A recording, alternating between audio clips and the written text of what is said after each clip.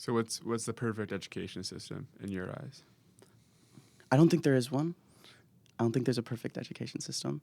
I do hate the word perfect, I will say. What's the best? The best Which one is education? optimal? Yeah, It's yeah. like, yeah. I would say one where I'm going to give you a broad I love answer. a broad overview. Okay. Let's do it. One that maximizes social connections and community, Okay. and in the same realm maximizes individuality of learning. There's a good school that my mom started actually called Midtown International School, and their big focus was how can we get kids to not wait to learn. And have you guys ever been in a classroom and you're just sitting there like, I know this subject, like, can we get on to the next thing already? That's most of the time. Happens a lot, right? Only Yeah. with Liam though. Just with Well, Liam. if you learn it ahead of time, but Yeah. But it happens a lot, right? You're sitting there doing nothing, twiddling your thumbs, and you're not learning. Yeah. I think that's the key point with individualizing learning is how can we cut out all that fat from learning? How can we Wasted just time. Yeah, all this wasted time that we're just sitting there. But there are people in the class where they are learning. Exactly. So yeah, how do you do That's that? why it needs That's to the be question. individualized. Yeah. So not when you say everybody's- individualized, are you saying like less students per teacher?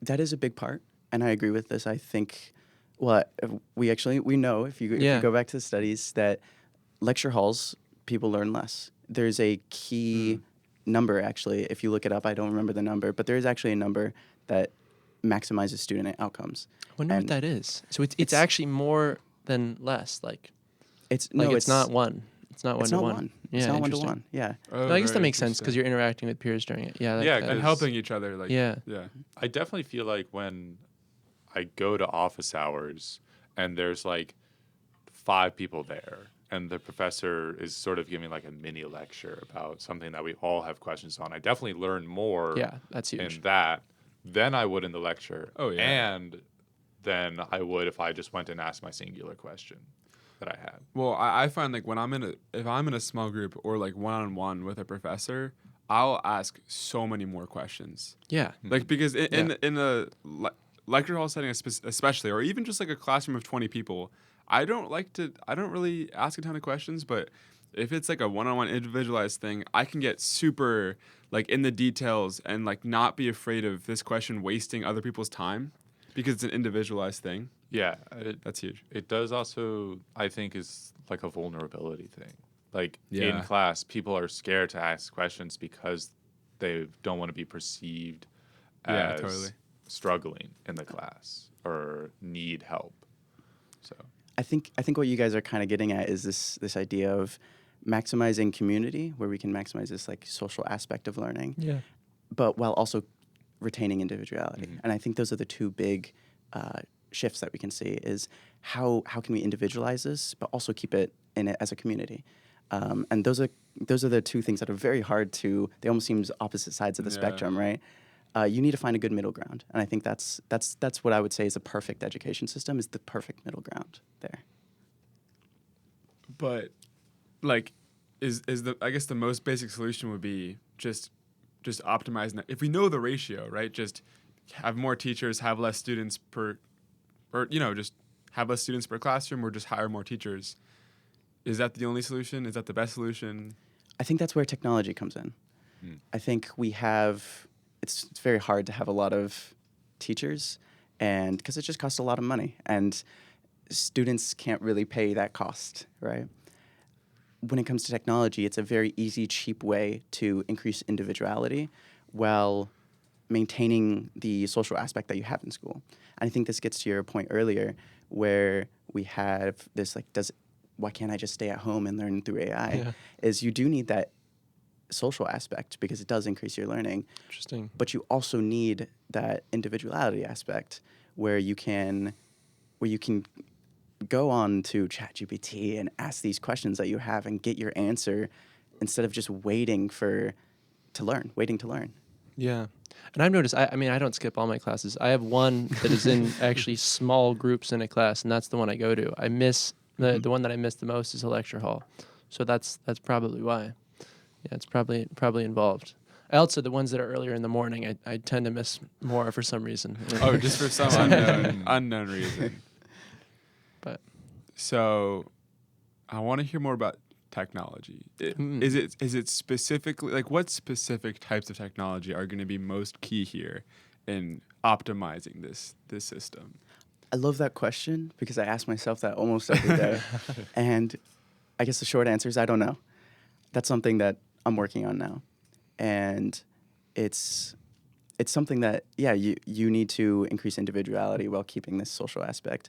And that's the key towards making this technology. I think we need something where students can easily access data, where they need to see what their grades are. They need to see what assignments they have.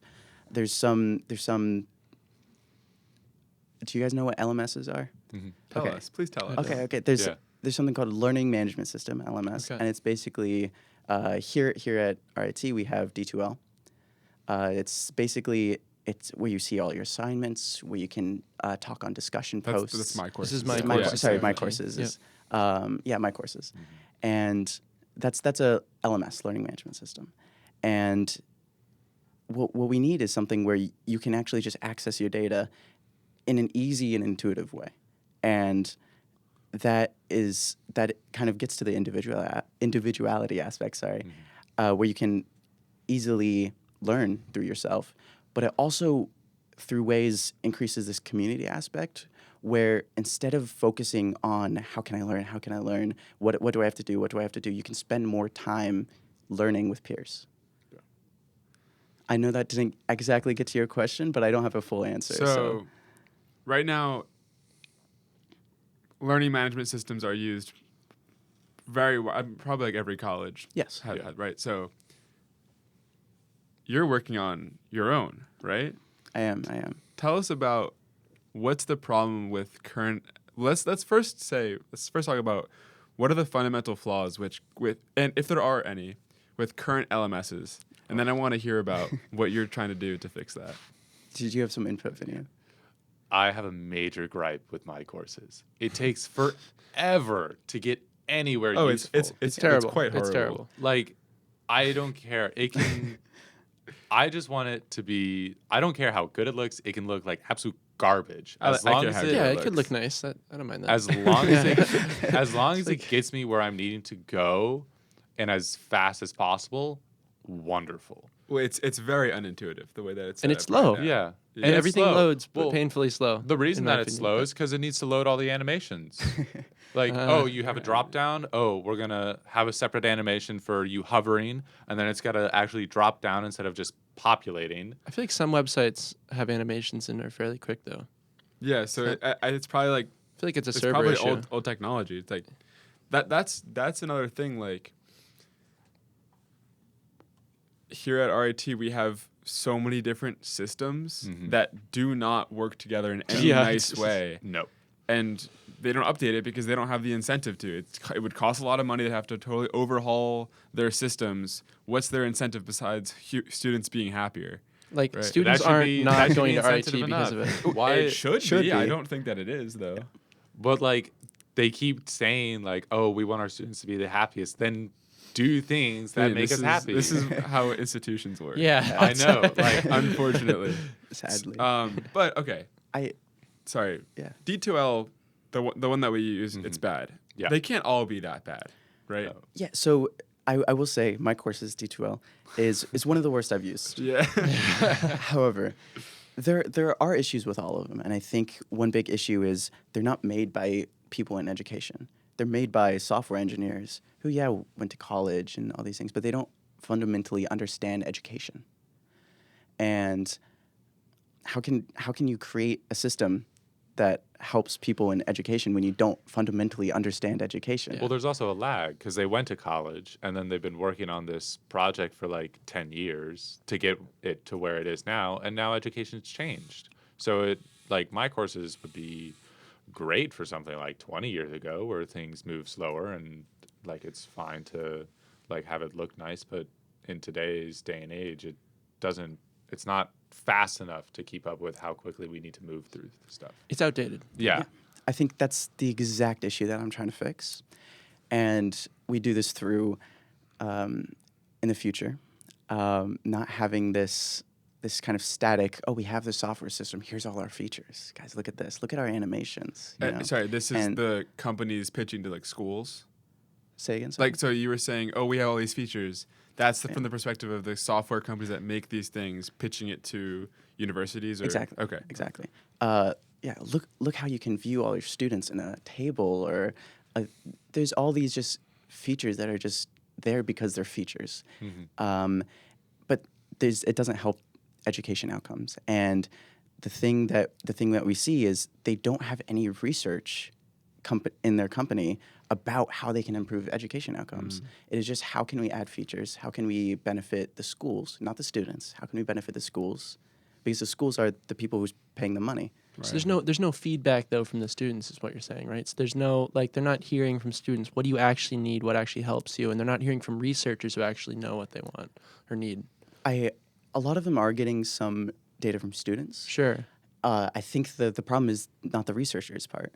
They don't have any data from Yeah, that's what I researchers. mean. Yeah, And so there's- modern day learning science, we have all this research of So there's a how kids disconnect. learned. And there's Yeah, a it's- huge disconnect. Interesting. And it becomes a barrier when you're trying to use your D2LMI courses, Yeah. and you can't even access all of your assignments at the same time. There's no one view for that. Well, I think like the big problem is That's true, that actually. companies are going from the perspective of we know what's best, like we know the best view for what you need, instead of just being like, okay, we're going to provide a standardized system for all the data that is going to be accessed by the student's computer, and then the student, when they first log in, can set it up however they want. And we're going to give them modular things so that they can be like, oh, I don't want any animations. I want it to look like this. I want all the drop downs here.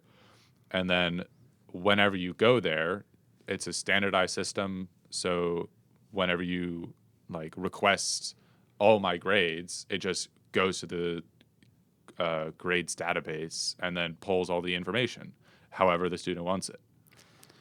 I think there is a big issue with standardization here, where when you standardize, it becomes very static, and you think that this is the solution.